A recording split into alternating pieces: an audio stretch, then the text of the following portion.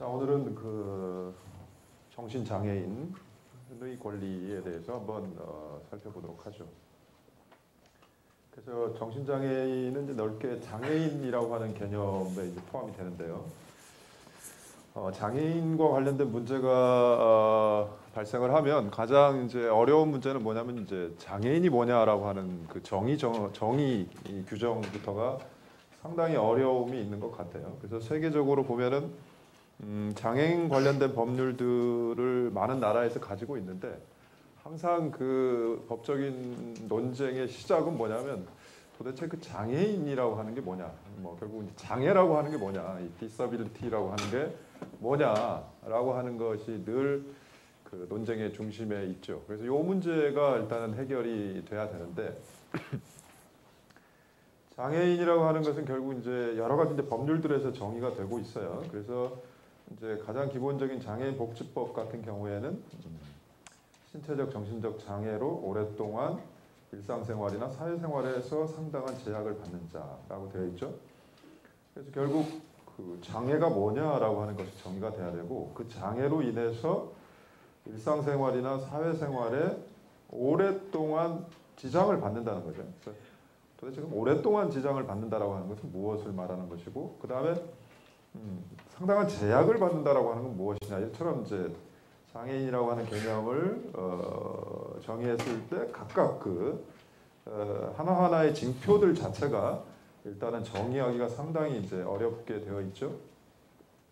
그래서 지금 이제 세계적으로 보면은 그 장애인 관련된 그 국제적인 아주 표준적인 기준은 뭐냐면 유엔의 장애인 권리 협약이죠. 장애인 권리 협약인데 거기도 보면은 장기적인 신체적, 정신적, 지적, 감각적 손상으로 인하여 상호작용에서 여러 가지 지장을 받아 다른 사람과 동등하게 사회생활에 완전한 참여를 방해받는 사람. 그래서 우리의 정의하고 이제 비슷하게 되어 있죠. 그래서 어쨌든 뭔가 신체적으로, 정신적으로 손상이 있어서 그걸로 인해서 생활에 방해를 받고 있는 것이고 그 생활에 방해를 받는 기간이 좀 장기간이죠. 그런 사람들을 이제 우리가 이제 장애인이라고 하기 때문에 결국 이제 그 장애가 신체적 장애냐 정신적 장애냐에 따라서 이제 신체 장애인과 정신 장애인이 이제 구분이 되는데 오늘 우리가 이제 주로 보려고 하는 것은 이제 정신 장애인인데 우리가 이제 더 넓게 보면은 사실은 이제 장애인의 권리에 대해서 이제 생각을 해봐야 되는데 어쨌든 간에 기본적으로 가장 이 기본적인 쟁점은 뭐냐면 이제 장애라고 하는 게 도대체 뭘 말하는 것이냐. 특히 일시적인 질병을 앓고 있을 경우에도 그걸 과연 우리가 장애라고 볼 수 있느냐. 특히 이제 장애와 질병의 차이가 뭐냐. 뭐 이런 등등 해서 기본적으로는 이 장애 개념에 대한 그런 문제가 있어 정리가 돼야 될 것 같은데 그리고 우리 지금 이제 장애인 차별금지법이라고 하는 것이 만들어져서 거기서도 또 나름대로 장애에 대한 정의를 하고 있죠. 비슷하죠. 그러니까 그래서 신체적, 정신적 손상. 그러니까 어쨌든 이 손상이 있어야 된다라고 하는 것이고 그로 인해서 기능이 상실돼야 된다. 근데 이제 여기서는 어쨌든 질병이라고 하는 개념이 안 들어가 있어요. 그래서 질병, 그러니까 일시적인 질병이든 장기적 질병이든 질병이 이제 과연 장애냐 이런 논란이 있는데 어쨌든 지금 전체적으로 보면 이제 질병이라고 하는 개념은 지금 빠져 있는데 어쨌든 그런 장애로 인해서 생활에 제약을 받고 있는데 그 제약의 정도가 아주 상당한 제약을 받고 있는 경우를 우리가 이제 장애인이다 이렇게 부르죠. 그래서 이제 정신장애인이라고 하는 것이 이제 정신적 장애죠. 그래서 흔히 이제 발달 장애나 정신 질환으로 인한 이제 장애를 정신 장애라고 부르고 다시 정신 장애인은 이제 지적 장애인, 자폐성 장애인, 이제 정신 장애인 이렇게 또 우리 법에 보면은 나누고 있죠. 그래서 정신 장애인의 경우에는 정신 장애인이라는 말을 쓰기도 하고 정신 질환자라는 말을 쓰기도 하는데 그때 보면은 정신 장애인이라고 하는 개념을 좀 넓게 사용하기도 하고 정신 질환자라고 하는 개념을 좀 더 넓게 사용하는 것 같기도 해서 사실은 이 부분도 잘 정리는 다 되어 있지 않은 것 같아요. 그래서 예를 들면은 정신보건법 같은 경우에는 정신질환자를 굉장히 넓은 개념으로 이해해서 정신병뿐만 아니라 이제 인격 장애나 알코올 중독 내지는 약물 중독까지를 포함해서 정신질환자 또 이렇게 표현하고 있어요. 그래서 뭐 그때그때 이제 법이라고 하는 것은 그 목적이 있죠. 법을 제정하는 목적이 있기 때문에 그 목적에 맞추어서 그 취지에 맞추어서 이제 장애 개념들을 이제 확정해 나가고 있는 것이기 때문에 우리가 이제 그 각각의 법을 넘어서 장애 내지 장애인을 규정해야 될 필요도 있겠지만은 동시에 이제 그때그때의 그 법이 규율하고자 하는 목적을 고려해서 장애나 장애인의 개념을 정확하게 이제 한정지을 필요도 있다라고 하는데, 일단 우리가 이제 이 그 주제 정신장애인을 다루는 주제에서는 일단은 가능하면 넓게 이해해서 정신장애인을 좀 더 폭넓게 보는 그런 관점에서 보면 좋을 것 같아요. 그래서 지금 우리나라 장애인, 그러니까 장애인은 등록하도록 되어 있으니까 이제 등록된 장애인이 있고 물론 등록되지 않은 장애인들도 있겠죠. 그래서 2012년 현재 28만 명이 등록이 되어 있죠. 그러니까 아니죠. 그러니까 지금 여기는 지금 정신 장애인을 말하는 것이고 전체 장애인은 250만이 등록이 되어 있고 그 중에 정신 장애인이 이제 28만여 명이니까 한 10% 좀 넘죠. 10%에서 11%가 전체 등록 장애인 가운데 정신 장애인이다라고 하는 거죠. 그러니까 10명 중에 1명 정도는 10명의 장애인 가운데 1명 정도는 이제 정신 장애인이다. 이제 이렇게 우리가 이해를 하면 될 것 같아요. 그래서 사실 이제 우리가 이제 마이너리티 소수자 하게 되면은 대표적인 소수자가 이제 장애인인데 그 장애인 중에서도 또 다시 마이너리티를 말한다면은 그건 이제 정신 장애인이 되는 것이죠. 그래서 마이너리티 중에서도 마이너리티가 이제 정신 장애인이 되죠. 그래서 장애인이라고 하는 편견에다가 플러스 또 정신 장애인이라고 하는 편견까지 추가됨으로써 좀 더 이제 강화된, 좀 더 강한 그런 이제 편견과 차별을 겪고 있는 그 마이너리티 소수자 집단이 바로 이제 정신 장애인이다라고 볼 수가 있을 것 같아요.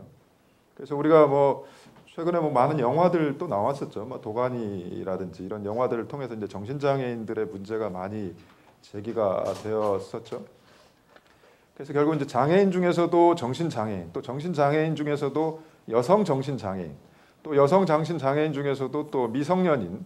그래서 이게 이제 3중, 4중 계속 이제 그 차별과 편견이 강화가 되죠, 사실. 그래서 넓게 보면 우리가 이제 장애인 문제이고 또 장애인 가운데서도 또 정신 장애인의 문제를 또 우리가 또 포커스를 맞춰서 봐야 되고 또 그 중에서도 또 여성 장애인들의 문제를 우리가 좀 더 신중하게 봐야 될 필요가 있고 그 중에서도 또 여성 청소년 정신 장애인 뭐 이렇게 점점 우리가 포커스를 줄여가면서 각각의 문제에 대한 이제 대처를 해야 되는데 기본적으로는 우리가 이제 이 장애인 내지는 정신 장애인에 대한 그 개념 정의와 또 거기에 대한 인식 이런 로부터 우리가 이제 출발을 해야 될 것 같은데 어쨌든 간에 이건 이제 등록된 장애인 수니까 등록되지 않은 장애인도 있을 수 있으니까 이보다는 더 많은 건데 어쨌든 대략적으로 보면 한 250만 명 중에 28만 명 정도의 정신장애인이 있다라고 하는 것이고 결국 정신장애인과 관련해서 또는 장애인과 관련해서 가장 기본적인 문제는 이제 자기결정권이라고 하는 부분인 것 같아요. 그래서 지금까지 우리가 살펴본 대부분의 인권의 핵심은 결국 자유권이고 그 자유권의 본질은 뭐냐면 결국 자기결정권이죠. 그래서 자기 문제에 대해서 스스로 결정할 수 있는 이제 권리를 부여받아야 된다. 그러니까 인간은 누구나 존엄하기 위해서 자신의 문제에 대해서 스스로 결정할 수 있는 권리가 있어야 된다. 그러니까 그것을 우리가 자유라고도 부르고 이제 자기결정권이라고도 부르는데 뭐 대부분 이제 자유라는 말도 쓰지만 또 자기결정권이라는 말도 많이 쓰는데 뭐 대표적으로 성적 자기결정권이라든지 또 임신 출산에 관한 자기결정권이라든지 또 개인정보에 관한 자기결정권 우리 지난번에 뭐 죽음에 관한 자기결정권 뭐 이런 식으로 자유 중에서도 특별히 또 자기결정권이라고 하는 표현들을 쓰는 부분들이 있는데 어쨌든 이 장애인, 정신장애인의 권리의 출발점은 사실은 이제 이 자기결정권인 것 같아요. 자기결정권이고 물론 이제 신체 장애인의 경우에는 뭐 이제 그런 판단력에 있어서 문제가 없기 때문에 자기결정권이 결국 뭐 크게 논점이 되진 않지만 정신장애인의 경우에는 이제 그 스스로의 과연 판단이 가능하느냐라고 하는 문제가 있기 때문에 이 자기결정권의 문제가 굉장히 이제 중요한데 이런 자기결정권 중에서도 결국 우리가 동영상에서도 봤듯이 결국 가장 문제가 되는 부분은 바로 이제 정신병원에 입원하거나 퇴원할 때 과연 그 환자 본인의 이 동의 내지는 그 자기 결정이 있었느냐라고 하는 부분이 항상 이 문제의 핵심이 되는 것 같아요. 그래서 아까 봤던 것처럼 뭐 10명 중에 겨우 1명 정도가 2명 정도가 이제 동의를 받아서 입원하는 경우이고 나머지는 결국 이 그 보호자의 동의만으로 즉 다시 말해서 본인의 동의 없이 이제 입원하게 되는. 그래서 우리가 이제 본인의 동의가 있는 입원을 자발적, 자의적 입원이라고 부르고 그렇지 않은 경우를 이제 비자발적, 비자의적 입원이라고 부르는 것이죠. 강제 입원이 되는 것이죠. 이런 강제 입원이 많기 때문에 정신장애인과 관련된 주제에 있어서 항상 이 가장 그 중심이 되는 문제는 바로 이 정신병원에 입원하는 과정에 있어서의 본인의 동의, 본인의 자기결정이라고 하는 것들이 인정돼야 된다라고 하는 것인데 바로 이 정신장애인의 경우에는 본인의 동의 없이도 입원할 수 있는 예외들이 많다는 것이죠. 그래서 결국 이제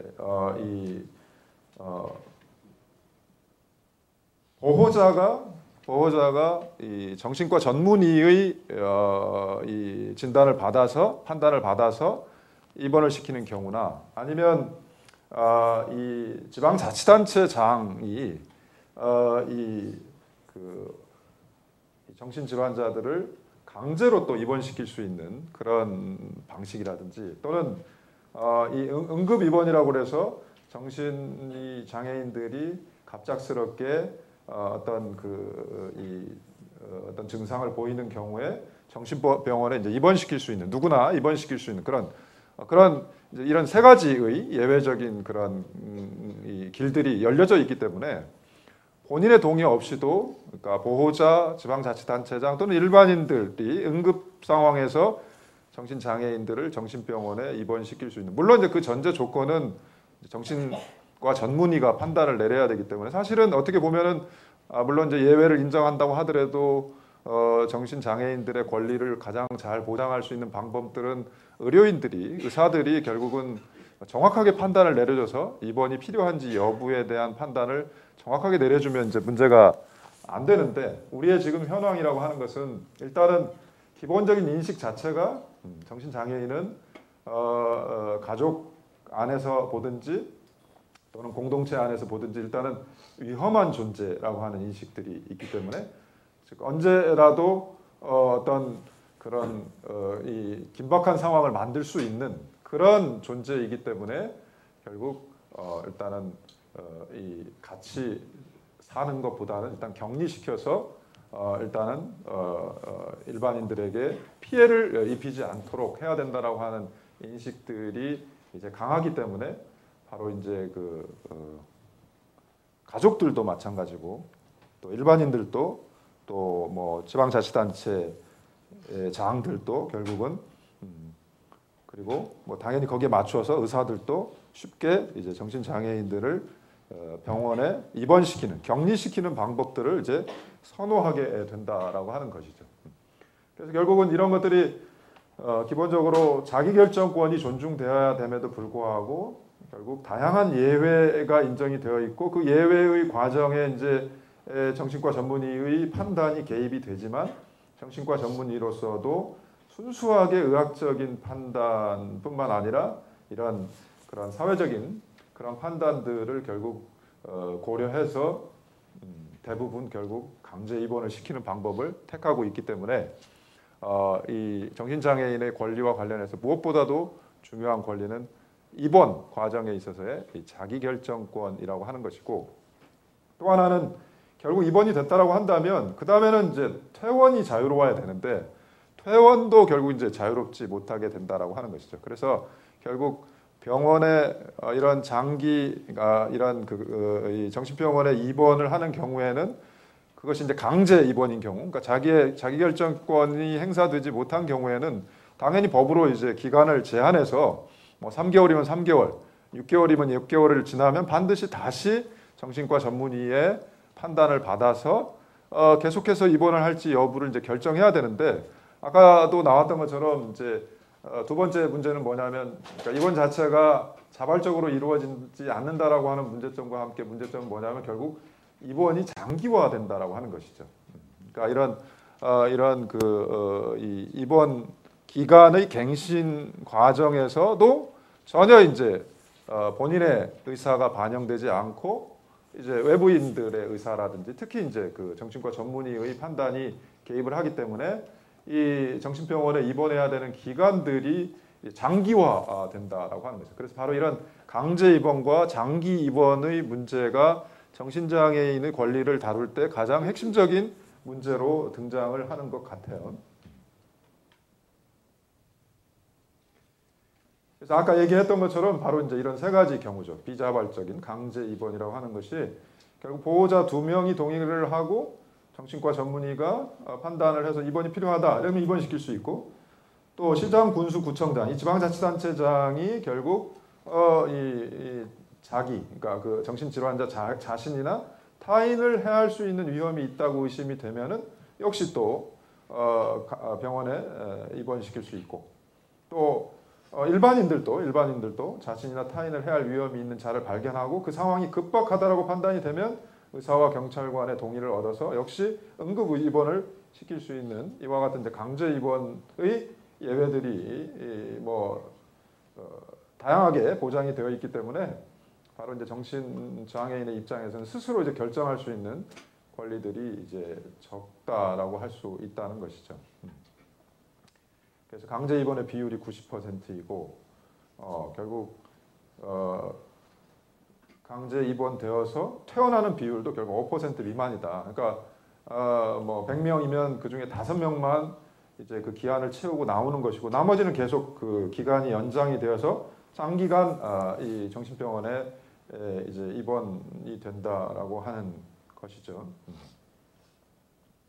그래서 이 문제와 관련해서는 지금 국제적인 기준은 뭐냐면 바로 이제 유엔의 정신질환자 보호와 정신의료의 증진에 관한 원칙, 그 MI 원칙이라고 하죠. 그러니까 MI라고 하는 것은 이제 Mental Illness, 그래서 이제 정신질환자에 관한 이제 원칙이라고 해서 MI 원칙이라고 하는데, 이 MI 원칙에 따르면은 이제 여러 가지의 그 기준들이 있는데 가장 중요한 것은 역시 이제 MI 기준에서도 말하는 것은 입원에 있어서 가장 중요한 판단 기준은 뭐냐면 이제 결국 정신과 전문의, 지금은 이제 정신건강의학이라고 하죠. 정신건강의학과 전문의의 이제 판단이 굉장히 이제 중요하게 작동을 하기 때문에 여기 이제 우리 의대생들도 많이 있는데 이런 부분들도 우리 나중에 이제 의사가 될 우리 친구들은 좀 잘 염두를 해뒀다가 단순히 그러니까 좀 더 그런 객관적인 입장에서 또한 그 당사자인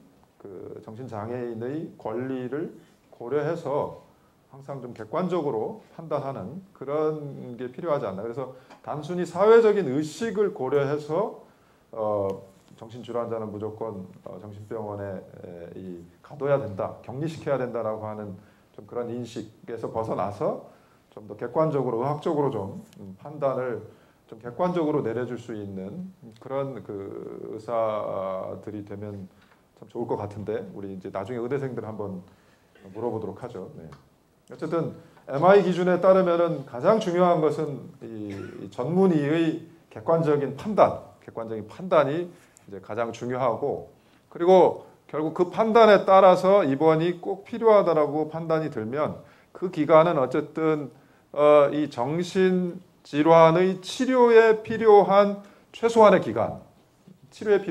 기간으로 국한이 돼야 되고, 그리고 어쨌든 강제적으로 입원이 된 경우에도 그 병원 시설 안에서 충분한 그 권리가 보장될 수 있도록 또는 다른 권리가 침해되지 않도록 보호해 줘야 된다는 뭐 이런 원칙들이 이 MI 원칙들에 규정이 되어 있죠. 그러니까 결국 우리가 법을 만들 때도 이 국제적인 기준인 MI 원칙에 따라서 이 기준을 충족하는 그런 이제 규정들을 만들어야 될 필요가 있다라고 하는 것이죠. 그래서 정치과 전문의가 반드시 판단을 내려야 되고, 그리고 강제 입원을 시키려면은 반드시 그로 인해서 정신질환으로 인해서 뭔가 사회적인 해악을 또는 본인에게 해악을 끼칠 어떤 그런 개연성이 충분해야 되고, 그리고 최소한의 치매가 이루어져야 되고 단기간에 이루어져야 되고, 그리고 반드시 어떤 절차를 지켜서 중립적인 기관이 판단을 해야 되고, 그리고 반드시 정신질환자가 자신의 권리를 주장해 줄 수 있는 대리인을 선임할 수 있어야 되고, 그리고 이런 이 결정에 대해서 언제든지 이의를 제기할 수 있는 권리가 보장이 돼야 된다. 이게 다 MI 원칙들에 제시되어 있는 것들이기 때문에 이런 요건들을 이제 반드시 좀 충족해야 될 필요가 있는 것 같아요. 두 번째는 결국 이제 입원과 퇴원 과정을 거치게 되면 결국 이제 병원 안에서 치료를 받게 되는데, 치료라고 하는 것들이 이제 그 정신질환자의 경우에는 아무래도 다른 질환과는 다른 이 약물이나 어떤 그 치료 방법들이 동원이 될 수가 있다라고 하는 것이죠. 그래서 특히 이제 이 정신질환자에게 투여되는 약물의 경우에는 다른 약물보다도 뭔가 인체에 미치는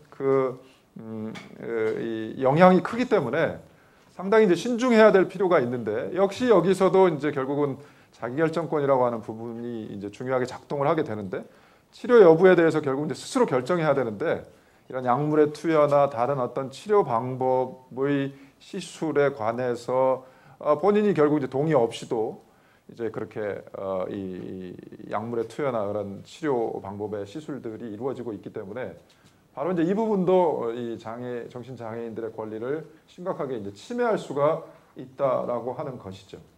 바로 이제 이런 관점에서도 치료에 관해서도 좀 더 자기결정권 부분이 강조돼야 될 필요가 있다라고 하는 것이고, 또 치료 과정에서 치료 내용에 관해서 그 정보를 제공하고, 또 정신질환자의 입장에서는 일종의 알 권리죠. 알 권리. 자기가 무슨 지금 치료를 받고 있는지, 자기가 지금 받고 있는 그 치료가 어떤 부작용이나 이런 것들이 발생할 수 있는지, 이런 거에 대해서 충분히 정보를 제공받고, 그래야 이제 결국은 이제 그런 충분한 정보 제공에 기초했을 때 비로소 그 자기결정권이라고 하는 의미가 살아나기 때문에, 사실은 이제 치료에 관한 자기결정권의 전제가 되는 건 뭐냐면 치료 정보에 관한 알 권리를 충분히 보장받아야 된다라고 하는 것이죠. 그래서 지금 우리 정신보건법상에서도 특별한 정신질환자에게 어떤 특별한 치료 행위들이 있죠. 정기 충격 요법 등등 이런 요법들을 정신질환자에게 이 시술하는 경우에는 이제 반드시 정보 제공을 해야 된다. 이런 규정들도 들어가 있죠. 그 다음에 이제 정신병원에서 많이 이제 벌어지는 행위들 가운데 이제 가혹행위가 있는데, 이거는 모든 인간이 결국 타인으로부터 구타나 폭행을 받지 않아야 될 가혹행위를 당하지 않을 권리가 있기 때문에 이건 더 이상 말할 필요도 없는데, 우리가 이제 정신장애인에 대한 인식 자체가 아까도 언급했다시피 결국 위험한 존재, 사회적으로 또 본인에게도 언제 그 해악을 끼칠지 모르는 위험한 존재라고 하는 인식이 있기 때문에 일반인과 구분지어서 처우하려고 하는 그런 인식과 태도들이 있는 것 같아요. 그러다 보니까 결국은 이제 그런 일반인들에게 대하는 태도가 아닌 다른 방식으로, 폭력에 의한 방식으로 이제 억압하려고 하고 또 제어하려고 하는 그런 이제 인식들이 있기 때문에 특별히 이제 강조돼야 되는 그런 권리가 바로 이런 가혹행위를 당하지 않을 권리이죠. 그래서 기본적으로 지금 정신보건법상에서도 정신장애인들에게 어떤 가혹행위를 하면은 처벌하도록 되어 있죠. 처벌하도록 되어 있기 때문에 치료 목적을 넘어서 그것이 이제 가혹행위에 해당하게 된다라고 한다면 그거는 뭐 당연히 처벌받도록 되어 있는 것이죠. 그리고 이제 병원 자체의 그 감금은 아니죠. 결국 이제 병원에 입원시킨다라고 하는 것 자체가 벌써 이제 신체의 자유를 마치 이제 감옥에 가두는 것처럼 신체의 자유를 인신의 구속을 의미하는 것이기 때문에 그 자체가 벌써 자기결정권에 의해서 결국 그 동의가 있는 경우에만 허용될 수 있는 것이고 일단 입원했다고 하더라도 병원 내에서 그 밖의 자유들이 이제 제한되지 않도록 뭐 여러 가지 이제 뭐 통신의 자유라든지 그러니까 전화를 자유롭게 한다라든지 뭐 서신을 교환한다라든지 또 가족들과 면회를 한다라든지 뭐 이런 것들이 충분히 이제 보장이 돼야 되는데 그렇지 못하는 경우들이 있다는 것이죠. 그래서 우리가 다른 권리들에 대한 제한에서도 얘기했던 것처럼 반드시 권리를 제한할 때는 정당한 목적이 있어야 되고 결국은 이제 치료겠죠. 치료 이런 경우에는 정신장애인의 권리를 제한하는 경우에는 이제 치료 목적이기 때문에 물론 이제 치료 목적은 정당한 것이고 다만 이제 그 치료 목적에 꼭 필요한 그러한 제한만을 이 장애인들의 권리를 고려해서 제한해야 된다라고 하는 이 원칙이 반드시 정신장애인의 권리를 제한할 때도 적용이 돼야 된다라고 하는 것이죠. 그래서 이제 문제가 되는 부분은 뭐냐면 정신보건법 시행령에 보면은 뭐 종교의 자유라든지 집회결사의 자유라든지 학문의 자유, 뭐 심지어 사생활의 자유까지 제한할 수 있도록 이렇게 규정하고 있는데 과연 이것이 정당한 것인지 이런 부분은 이제 우리가 기본적인 원칙의 관점에서 보면 좀 의문을 제기해 볼 수 있는 것 같아요. 과연 치료 목적을 위해서 이런 시행령에서 정하고 있는 이런 제한들이 과연 꼭 필요한 제한인지 이 부분은 우리가 한번 의문을 가져볼 필요가 있다는 것이고 또 중요한 부분은 이제 사생활이죠. 사생활. 그래서 우리가 앞서 이제 뭐 주거, 통신, 뭐 이런 사생활에 관련된 기본권과 관련해서 이야기했는데 정신장애인의 경우에도 어쨌든 뭐 다양한 그 비밀이 보장되는 영역에 대해서 본인의 의사와 상관없이 노출되지 않을 그런 이제 권리들이 있는데 지금 이제 가장 문제가 되는 부분들은 뭐냐면 뭐 이 정신보건법이라든지 이런 부분에서 이 정신장애인들의 경우에 이제 우리가 이제 그 CCTV라고 하죠. 영상 정보 처리 기기.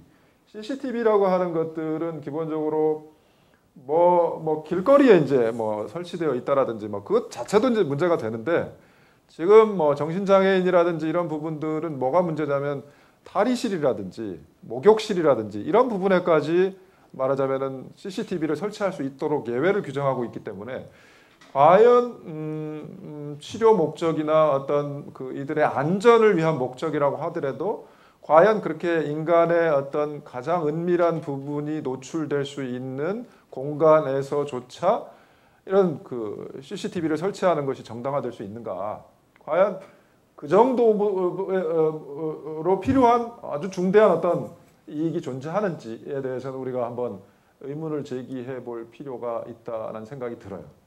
어쨌든 이런 이제 법령들도 많이 이제 문제가 되는데 어쨌든 마치 정신장애인을 보호한다는 그런 후견주의적 관점에서 정신장애인에 대한 권리를 뭐 어떻게든 제한해도 된다라고 하는 사고방식이 우리 일반인이나 또는 이런 이 그 법률을 제정하는 사람들의 의식 속에도 들어가 있는 건 아닌가. 근데 우리가 그런 의심을 또 해볼 수가 좀 있을 것 같고 정신장애인의 권리와 관련해서 이제 자유권도 중요하지만 이제 평등권의 관점에서는 특히 이제 문제가 되는 것은 그러니까 정신장애인뿐만 아니라 장애인 대부분이 결국 가장 문제가 되는 부분은 바로 이제 편견과 차별이죠. 편견과 차별.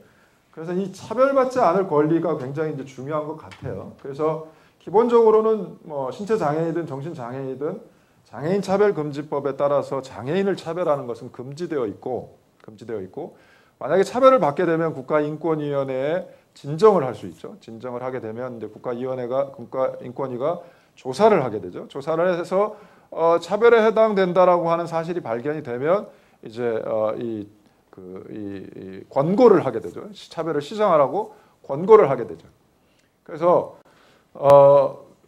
이제 국가인권위원회에 대해서 이런 권고라고 하는 것은 말 그대로 이제 그 권고를 받은 사람이 그 권고를 이행하지 않으면 사실상 이제 효력이 없기 때문에 많은 사람들이 거기에 대해서 이제 비판을 해요. 왜 차별에 대해서 권고만 하느냐, 강제로 좀 시정하게 할 수 있는 권한을 부여하면 어떻느냐라고 하는 생각이 있는데, 어쨌든 뭐 그에 관한 논쟁을 떠나서 장애인 차별금지법의 경우에는 이제 권고를 받고도 권고를 이행하지 않으면 이제 법무부가 시정명령을 해요. 시정명령을 하고, 만약 시정명령을 이행하지 않으면 이제 과태료를 부과하죠.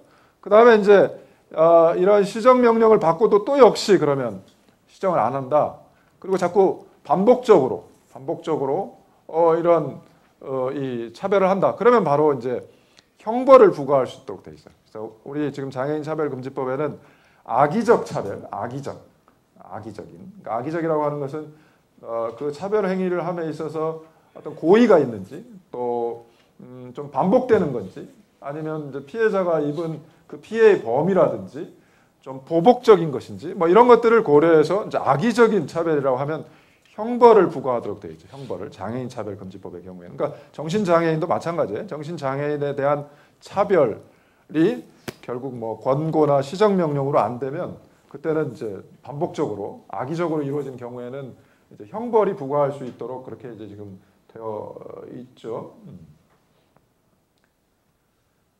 그래서 지금 그 정신장애인과 관련해서 이제 많이 문제가 되는 것들 중에 하나는 뭐냐면 바로 이제 이 상법상의 이제 보험계약과 관련된 것인데, 심신상실이나 심신박약, 그러니까 신체나 정신의 기능이 완벽하게 이제 상실되었거나 뭔가 좀 기능이 충분하지 않은 사람들을 대상으로 한, 그러니까 그 사망에 관한 그런 이제 보험이죠. 보험 계약을 원천적으로 무효로 한다라고 하는 이제 그런 이 규정이 있는데, 여기에 대해서는 찬성하는 입장에서는 이거는 그 사람들을 보호하기 위한 입법이다. 그러니까 이제 정신 장애인이나 뭐 신체 장애인들을 피보험자로 해서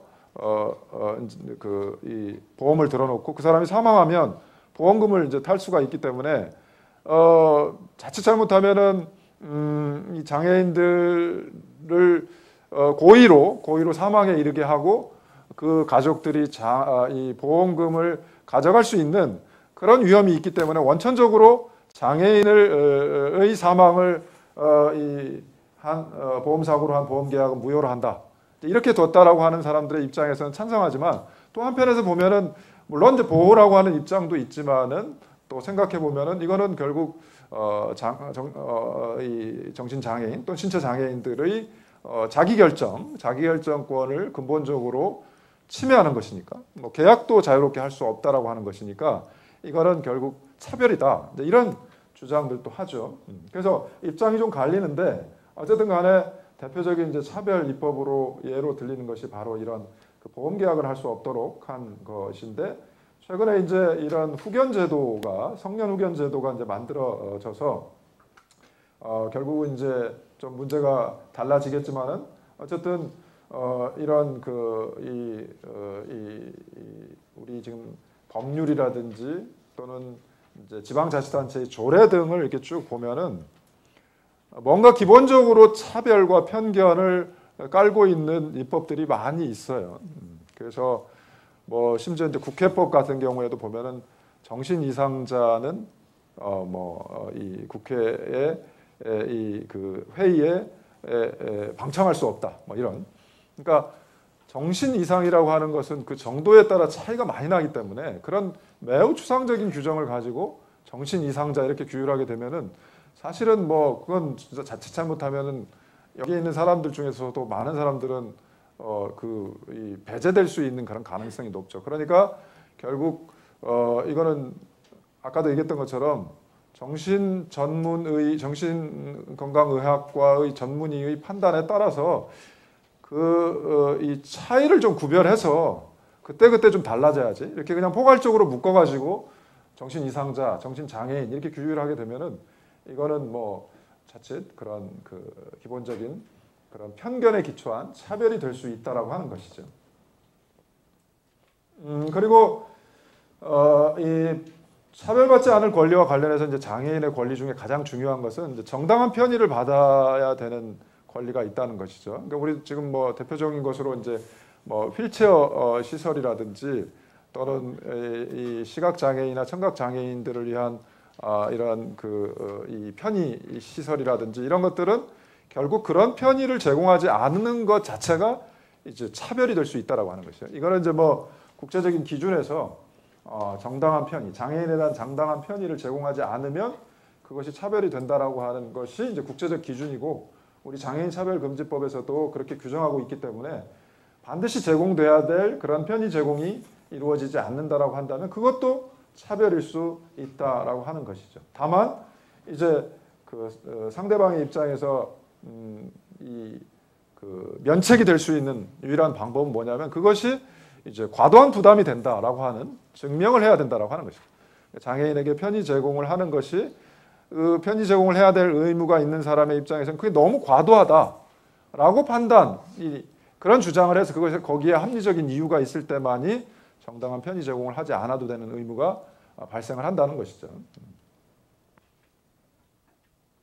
아까 얘기했던 것처럼 지금 권리 구제 절차가 이렇게 규정이 되어 있어서 진정하고 또 시정명령을 할 수 있고 그 다음에 형벌을 부과할 수가 있다라고 하는 것이죠. 그리고 마지막으로 이제 이 사회권, 사회보장과 관련해서는 기본적으로 생활 능력이 없다라고 하면은 국민기초생활보장법에 따라서 수급권자가 되고 그러나 이제 장애인의 경우에는 뭐 경제적인 능력과 상관없이 일반인들과 비교해서 여러 가지 이제 사회적인 그런 서비스를 제공받아야 될 그런 필요들이 있기 때문에 그런 부분에 대해서는 이제 경제적인 여건과 상관없이 또 사회적인 그런 지원을 받을 수 있는 권리들이 있다라고 하는 것이고 국민기초생활과 관련해서 가장 문제가 되는 것은 항상 그건 것 같아요. 그래서 우리의 기본적인 생각은 뭐냐면 일단은 생활 능력이 없으면 누가 먼저 부양을 해야 되냐면 가족이 먼저 부양을 하고 가족이 부양할 수 없을 때 이제 사회 구성원이 부양을 한다라고 하는 이제 공적 부양을 해야 된다라고 하는 것이죠. 그래서 기본적으로는 이제 가족에 의한 사적 부양이 먼저고 그 다음에 이제 사회에 의한 공적 부양이 그 차선이기 때문에 기본적으로 부양 의무자가 있으면 부양 의무자가 부양을 하고 부양 의무자가 없거나 부양 의무자가 있다고 하더라도 부양할 수 없을 때 비로소 이제 사회가 부양을 해주겠다. 이게 원칙이에요. 원칙이다 보니까 장애인의 경우에도 당연히 부양 의무자가 있으면 기초생활 수급자가 되지 못하게 되는 것이죠. 그래서 이런 장애인의 경우에는 결국 이제 사회적 편견 때문에 자칫 가족으로부터 분리될 수 있는 가능성이 높기 때문에 적어도 장애인의 경우에는 좀 더 이 부양 능력에 관한 어떤 그 조건들을 좀 더 완화시켜주는 방향으로 가는 것이 경제적 능력이 없는 장애인들의 이런 사회권을 보장할 수 있는 방법이 아닐까 이런 이제 대안도 생각해 보는 것이죠. 그다음에 이제 뭐 건강보험에 관한 것은 당연히 이제 그 건강보험 제도로서 건강보험에 가입할 수 있는 여력이 있으면 건강보험제도로서 해결하고 아까 말한 국민기초생활수급자 정도가 되면 이제 이 공공부조에 따라서 의료급여를 받을 수도 있고 그 다음에 장애인들은 일반적으로 바로 생활 능력과 상관없이 일반적으로 사회보장 서비스를 받을 수 있는 여러 가지 권리들이 있죠. 예를 들면 장애인 복지법이라든지 장애인 연금법, 그다음에 교육과 관련해서는 특수교육법, 또 장애인 고용 촉진, 또 편의 증진에 관한 내지는 그 교통수단과 관련해서는 이동 편의 증진법 등에 따라서 법에 근거해서 다양한 이제 사회보장 서비스들을 사회복지 서비스들을 받을 수 있는 권리가 생기게 되는 것이죠. 결론적으로 우리가 지금 잠깐 얘기했던 것처럼 결국 장애인 내지 정신장애인에 대한 우리의 기본 입장은 뭐냐면 같이 사는 것보다는 일단은 격리라고 하는 그런 생각들이 좀 지배적인 것 같다라고 하는 것이죠. 그래서 우리가 차별하지는 않겠지만 같이 살지 말고 따로따로 살자. 그게 하나의 그 보호 방향이 정신이지 않느냐라고 하는 생각이 있는데 사실은 이제 그 부분이 우리가 이제 논의를 해봐야 되는 이야기인 것 같고 특히 정신장애인의 경우에는 언제라도 사회적인 해악 또는 본인에 대한 해악을 끼칠 수 있는 사람들이기 때문에 특별한 보호 내지는 격리가 필요하다라고 하는 이제 인식이 자리 잡고 있어서 아까 말한 다양한 그런 과정 속에서 끊임없이 이제 그런 차별들 내지는 그런 그 자기결정권에 대한 침해가 작동을 하게 된다라고 하는 것이죠. 그래서 어떻게 하면 과연 우리가 이제 함께 살 수 있는 방향으로 이것이 그 정책이 형성이 될 것인가 이런 문제죠. 그래서 가능하면 이 탈시설, 그러니까 어떤 시설에 격리시켜두는 그런 정책이 아니라 결국 다 같이 함께 사는 그런 이제 통합과 배려의 정책 이런 것들이 이제 필요하다라고 하는 그런 인식들이 점점 커져가고 있는 것 같고 이제 아까 말한 이제 성년 후견인 제도의 도입을 통해서 어쨌든 장애인들도 이 그 배제된 삶을 사는 것이 아니라 어쨌든 이런 그 사회 하나의 사회 구성원으로서 동등하게 권리를 가지고 하나의 주체로서 살아갈 수 있도록 제도가 만들고 정책도 만들어져야 되는 거 아니냐 그런 생각들이 이제 커져가고 있는 것 같아요. 그래서 우리가 한번 이제 생각해 봐야 될 것은 뭐냐면은 이제 정신장애인 아까도 얘기했던 것처럼 정신장애인이 됐든 신체장애인이 됐든 가장 기본적으로는 이제 장애라고 하는 개념 정의가 일단은 굉장히 이제 기본이 되는데 장애가 뭐냐? 그러니까 뭔가 신체적으로 정신적으로 문제가 있어서 그런 문제가 장기간 계속되고 그것으로 인해서 일상생활이나 사회생활에 뭔가 불편을 겪고 있는 사람들 이제 장애다라고 하는 건데 특히 정신장애인의 경우에는 문제는 뭐냐면 신체장애인과는 달리 언제라도 그런 해악을 발생시킬 수 있는 위험성이 큰 존재다라고 하는 인식이 자리 잡고 있는 것 같아요. 과연 이런 그 인식 자체가 타당한 것인지에 대한 검토가 좀 필요한 것 같아요. 어떤가요? 정신장애인은 사회적으로 또는 개인적으로 언제라도 해악을 끼칠 수 있는 존재다. 그렇게 봐야 되나요? 아니면 그렇지 않은가요? 정신장애인의 경우에는 어떤가요? 저쪽으로 한번 가볼까요? 우리 정신장애인의 사회적 해악성. 경제학과 이길종입니다. 정신장애인의 해악성이라고 말하기 전에 애초에 해악을 끼칠 수 있는 가능성은 모든 사람이 다 가지고 있다고 생각하는데 거기서 정신장애인이 더 특별히 문제가 되는 것은 보통 사람들한테서 기대할 수 있는 그런 어떤 제한의 가능성, 그러니까 자기가 뭘 해서는 되고 해서는 안 될 것을 아는 그런 것을 정신장애인한테서는 기대할 수 없기 때문에 그들이 위험한 것이지 그들이 해악을 미칠 가능성이 있기 때문에 위험하다고 보는 것은 조금 잘못된 견해라고 봅니다.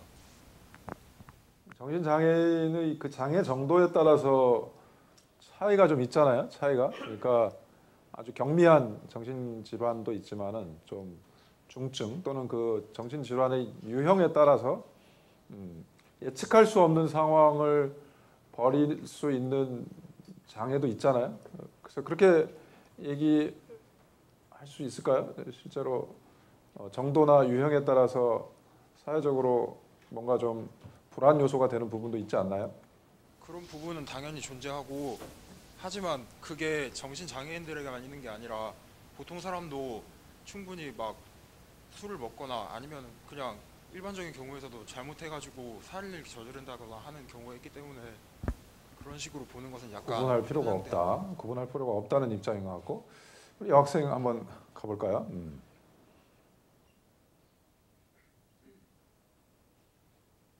영문학과 서하나입니다.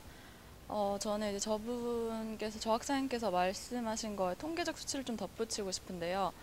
이제 대부분의 사람들이 정신장애인에게 가지고 있는 인식은 동정과 공포의 대상이잖아요.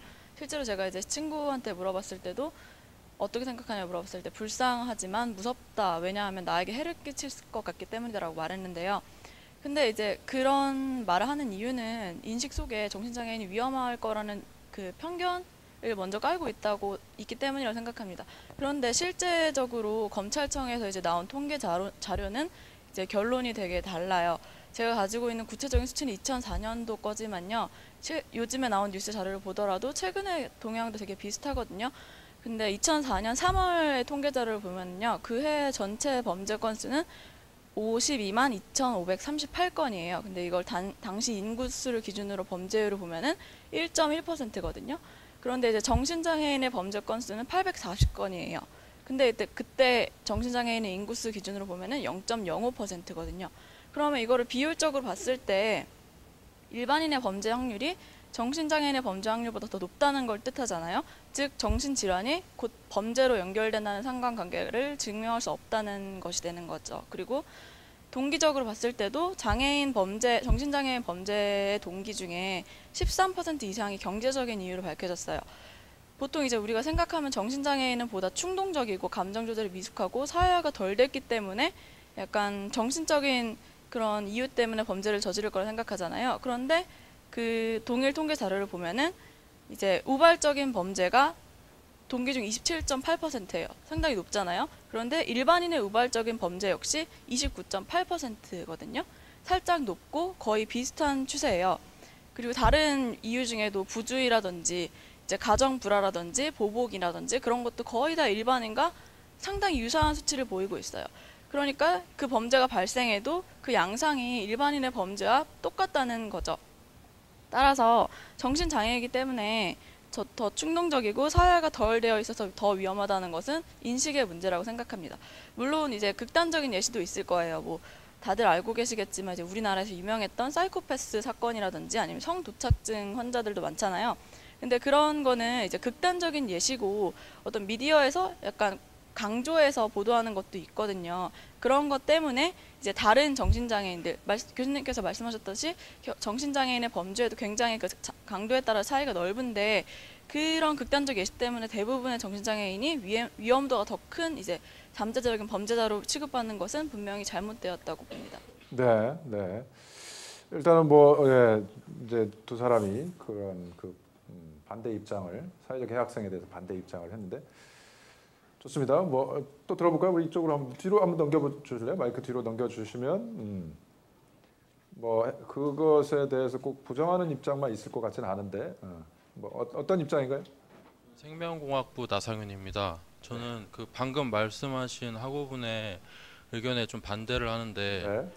아까 말씀하신 통계 자료 같은 것을 봐도 사실 좀 객관성이 떨어지는 게 우선 전 인구 수가 거의 저희 나라가 지금 뭐 한 4천만, 5천만 이렇게 얘기를 하고 있는데 그 중에 정신 장애인이 차지하는 비율 자체가 아까 그 통계 자료에서 봤듯이 한 뭐 9만 명 정도로 굉장히 작기 때문에 그 범죄 건수로 얘기하는 것은 좀 맞지 않는 것 같고 또 특히 지금 사회에서 그 정신 장애인들을 뭐 아까 그 PPT에서 봤듯이 그 강제 입원이 거의 90% 정도로 되는 걸 봤을 때 지금 사회에서 정신 장애인들을 그렇게 관리를 하고 있는 측면이 강하기 때문에 그래서 범죄 그 율이 좀 낮은 것 같고요.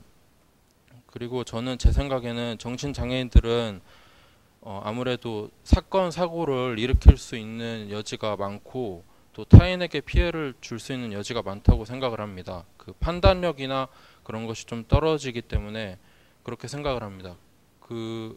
그래서 그 정신 장애인들을 이제 분류하는 체계가 있는데 심리학자들이 말하는 체계 중에 DSM-4라는 그런 체계가 정신 장애 분류 체계가 있습니다.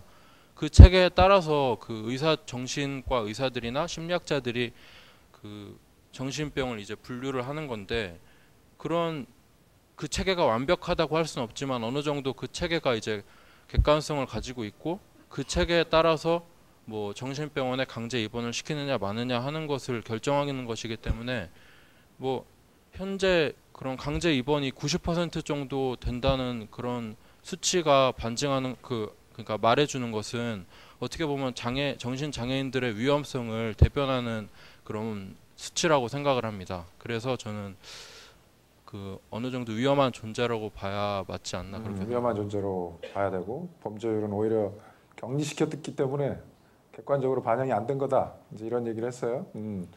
우리 여학생이 한번 반박해 볼까요? 그럼 금방 얘기했던 여학생이 한번 지금 주장한 거에 대해서 어떻게 생각합니까? 저 주장에 대해서 어떻게 생각합니까? 너무 25만 명 중에 90%가 그래도 격리되어 있어서 범죄율이 떨어진 거다. 이제 저 영상 자료에서도 봤지만 이제 우리나라 강제 입원율이 다른 나라에 비해서 상당히 높은 추세거든요. 그게 이제 강제 입원율 해서 이제 한 85%였잖아요. 영상 자료에서 다른 나라 이제 15%에 불과한데 그런 상황이었잖아요. 그거는 이제 일단 그 제도가 가지고 있는 문제점이 가장 확실하게 드러나는 일단 통계적인 자료라고 생각을 하고요. 그리고 일단 강제적인 입원을 했기 때문에 범죄율이 낮아졌다고 생각하시는데 그럼 그거를 증명할 수 있는 상관관계, 그러니까 그 상관관계를 증명할 수 있는 자료는 어떻게 되는지 좀 개인적으로 의문이 들었어요. 왜냐하면 그렇게 강제로 가둬놨기 때문에 범죄가 줄어들었다 하는 것은 제가 생각하기에 아무런 근거 없는 개인적인 생각이지 그게 어떻게 증명된 건 아니라고 생각을 하거든요. 네, 우리 아까 저쪽 누가 손들었었는데 저쪽으로 가볼까요? 그러면 네, 저 뒤로 한번 넘겨볼까요? 뒤로 일단 뒤로 갔다가 옆으로 갈까요? 네. 네, 저 같은 경우는 앞에 저 생명과학부 저는 철학과 엄준서입니다. 네. 네. 본인의 정체성도 좀 헷갈리고 있으니까 생명공학부가 됐습니까? 네, 철학과 학생? 생명과학부 학우분이 말씀하신 것처럼 네.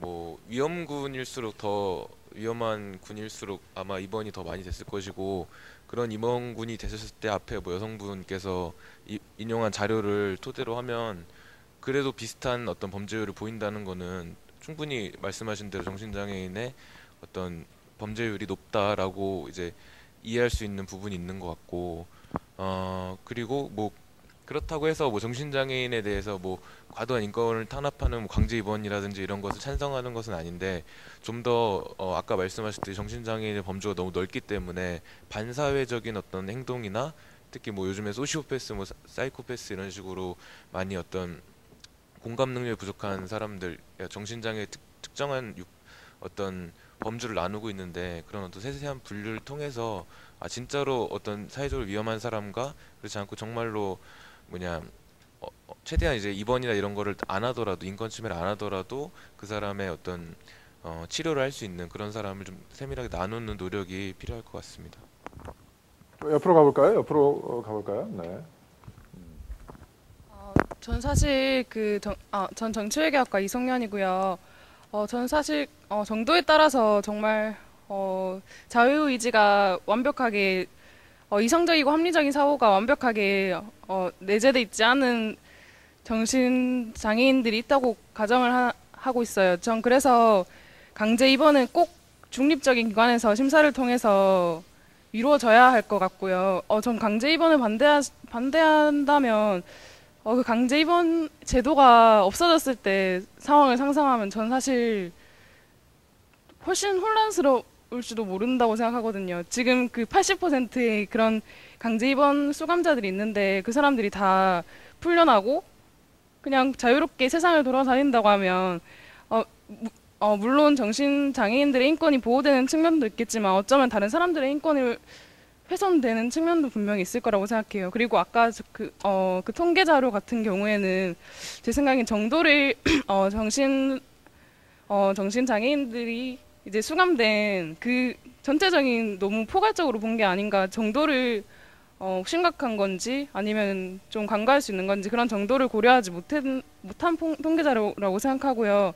우발적 행동이라는 것도 그런 기준이 일반인들한테는 그 우발적 행동이 어떤 원인의 계기로 나타난 우발적 행동일 수도 있지만 정신적 장애인들이 말하는 우발적 행동은 오히려 뭐 묻지마 범죄라든지 사이코패스형 그런 범죄일 확률이 크다고 생각하고요.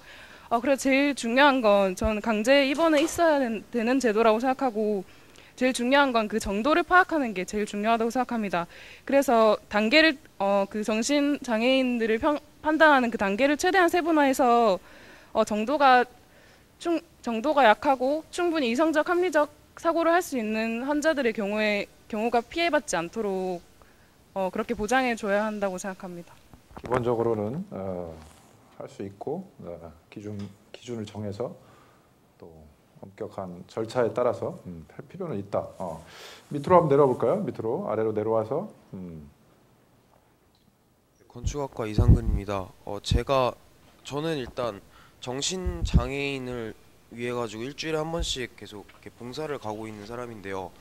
정신 장애인을 많이 접해본 사람의 경험으로서 정신 장애인이라고 분류가 돼 있는 사람들은 사실 위험하지 않다는 생각이 들었어요, 처음에. 왜냐면은 사이코패스나 이렇게 범죄를 일으키는 정신 장애인들은 원래는 정상인이었다고 생각을 했는데 갑자기 그 안에 그런 범죄적 본성이 숨어 있었다, 이런 경우가 굉장히 많았고, 저희가 알고 있는 정신 장애인이라고 분류되어 있는 사람들은 정말 어린아이 같고 아무것도 모르고 정말 그런 사람들이 많거든요. 근데 위험한 존재라는 것에 대해서 판단을 범죄적인 관점이 아니라 본인을 지킬 수 있는가, 본인이 본인을 지킬 수 있는가, 그리고 이성적으로 판단을 하고 또 자기를 보호할 수 있는가에 대한 능력으로 판단을 한다면은 정신장애인을 보호의 의미로서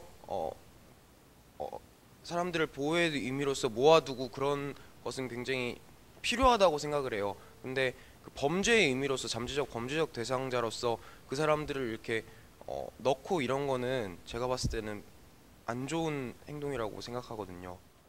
네, 경험자 많이 정신장애인들을 돌보는 입장에서는 그렇지 않은 것 같다. 앞으로 와볼까요? 자유전공학부 장수창 학생이라고 합니다. 저는 정신장애인 분들을 위험한 존재라고 생각하는 그런 인식, 혹은 실제로 정신장애인들을 위험한 존재라고 만드는 이유는 사회가 만들어 놓은 구조적 폭력이라고 생각합니다.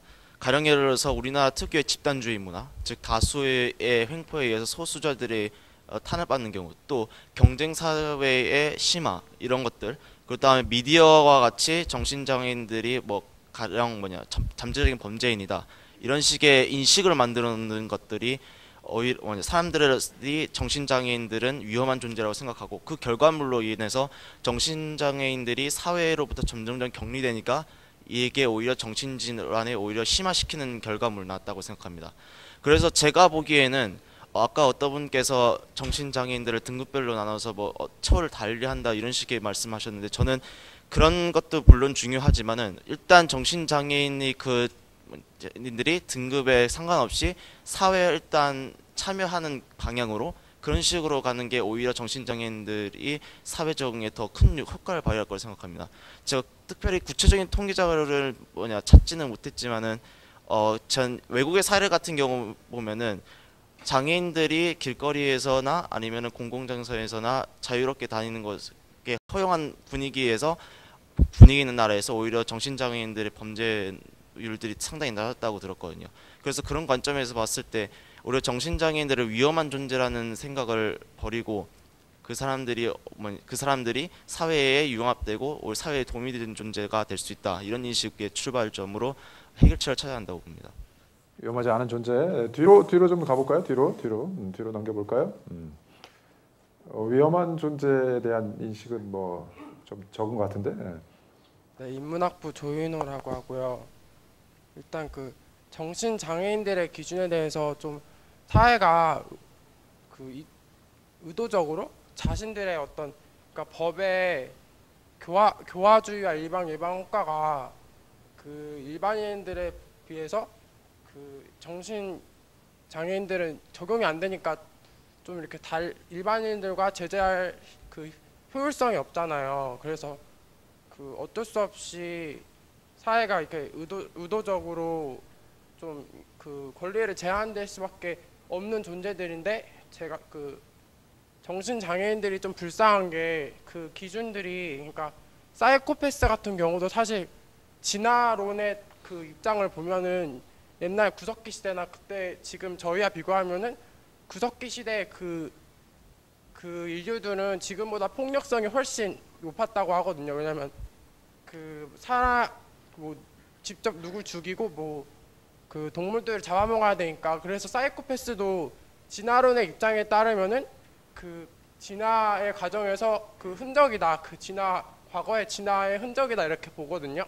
그래서 정신 장애인들의 기준은 사실상 그 법과 사회의 어떤 그 공익성 그 테두리 안에서 바깥에 나온 사람들 그 사람들 이렇게 저희가 이렇게 다수니까 그 소수들을 제한할 수밖에 그러니까 그 의도적으로 저희의 이익을 위해서 그 제한된 존재들이다 저는 그렇게 생각하고요. 그리고 중요한 것은 이제 그들의 인권을 제한하는 것은 그 이해가 되나 그 제한된 그 이유가 정당하고 합리적인 것인지 여부에 대해서 좀 따져보면서 이제 인권을 제한해야 한다 그렇게 생각합니다. 네, 네. 뒤로 한번 가볼까요? 뒤로. 네, 정치외교학과 이현송입니다. 저 또한 중고등학교 시절 때 5년간 정신의료기관에서 봉사활동을 한 경험이 있는데 그 경험을 바탕으로 이제 말을 한다면 정신장애인들이 꼭 그렇게 모두가 위험한 존재이고 잠재적 범죄자로서 인식하면 안 된다고 저는 생각을 합니다.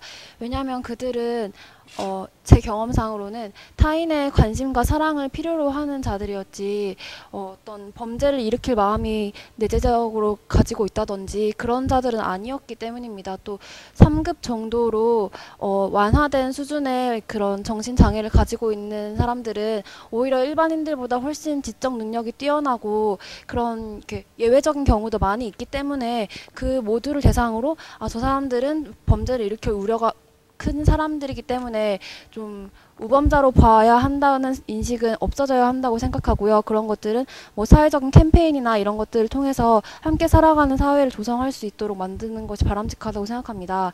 또한 강제 입원이란 조치는 분명히 필요한 조치라고 생각이 되지만 한번 시행이 되면은 그것을 법적으로 취소하거나 하기가 굉장히 어렵다고 저는 생각을 합니다.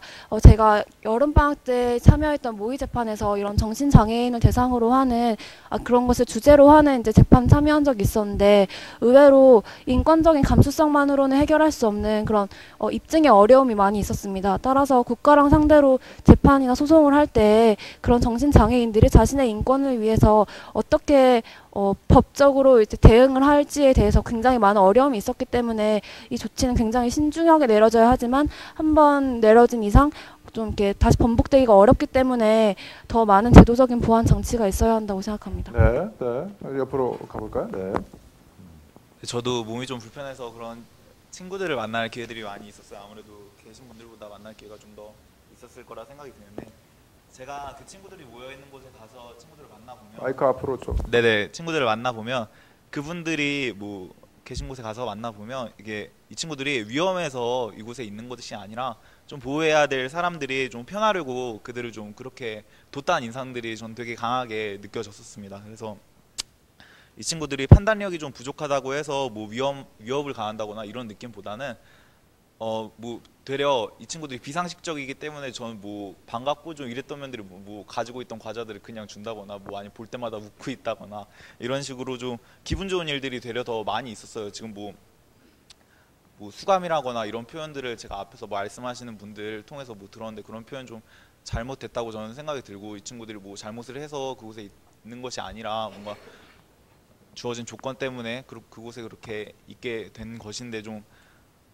이게 알고 보면은 지금 뭐 다들 만나 보시지 못했기 때문에 좀 그런 어떤 거부감이라던가 거리감들을 느끼신다고 저는 생각이 드는데 뭐 직접 만나 보면은 그냥 다 사람이라고 생각이 들 거라고 믿어요. 그래서 좀 더 열린 마음으로 생각하면 좋지 않을까 생각이 듭니다. 네, 네.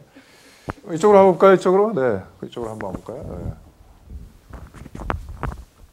네. 저는 불어불문학과 손수지라고 하고요. 지금 이렇게 계속 말씀해 주신 거를 들어보면 그 정신장애인의 종류도 되게 여러 가지가 있잖아요. 그래서 그거를 잘 구분을 해야 될 것 같다는 생각이 드는데 저는 그냥 개인적인 경험으로 가족 안에서 되게 가까운 사람이 조울증과 우울증 증세가 있고 이제 알코올 중독을 되게 오랫동안 겪었던 사람과 이렇게 같이 이렇게 지내야 하는 그런 시절들이 있었는데 이러한 경우에는 오히려 이게 정신장애잖아요, 이 경우도. 근데 오히려 치료를 받아야 하는 대상으로 인식을 하는 게 더 바람직할 거라고 생각이 드는데 이럴 경우에는 이제 병원에서 이제 입원을 해야 된다고 이렇게 강제를 하는 게 오히려 되게 굉장히 필요했고 절실했던 상황이었거든요. 그래서 만약에 왜냐하면 이 당사자 같은 경우는 나는 절대 입원하지 않을 거다. 그렇지만 이 사람은 치료를 정말 받아야 하는 상황이고 받지 않을 경우에는 다른 사람에게 보이지 않는 사회적으로 뭐 드러나지 않는 그런 폭력이 가해지는 경우에는 굉장히 네, 필요하다고 저는 생각을 하거든요. 그래서 꼭 정신장애인을 뭐 위험한 존재다 아니다라고 이렇게 판단을 한다기보다는 정신장애인이 치료가 필요한 대상이고 또 치료를 받지 않을 경우에 다른 사람에게 폭력을 가할 수 있는 그런 잠재적인 가능성이 있는 경우에는 저는 이제 의사의 정말 객관적인 판단에 의해서 이제 입원을 강제할 수 있는 그러니까 인권을 이렇게 인권을 제한할 수 있는 그런 게 필요하다고 저는 생각을 하고 그렇기 때문에 이제 의사에 의한 객관적인 판단을 이 객관성을 더 보장하고 그런 게 여기서 필요하다고 생각을 합니다. 예, 상황에 따라서. 그런데 여기 뭐 의대생들도 많이 있는데 나중에 의사가 되면 좀 그렇게 좀 그 정확한 의학적 판단, 다른 그런 그 판단에 영향받지 않고 좀 정확하게 그런 객관적인 의학적 판단을 좀 내려주면 좋을 것 같고 또 여기 나중에 여기 이제 또 뭐 언론 쪽을 공부하시는 분들도 있는데 이제 미디어에서도 어떤 사건 사고가 발생을 하면 꼭 거기에 이제 그 사족처럼 달리는 게 뭐냐면 이 범죄자가 정신 이상인 것으로 보여진다. 뭐 이제 이런 그 사족을 달잖아요. 그러면 이제 우리가 그 일반인들의 입장에서는 그 언론을 볼 때마다 야 이게 뭐 범죄는 되게 정신 이상자들이 정신 이상으로 저지르는 모양이다. 이런 편견들도 가지는 것 같기 때문에 그 특히 그 언론에 종사할 생각을 가지고 있는 사람들도 미디어에 이제 보도할 때 그런 것도 좀 신중을 기해야 되지 않을까라는 생각이 좀 들어요. 저쪽 한번 가볼까요? 저쪽으로 옆으로.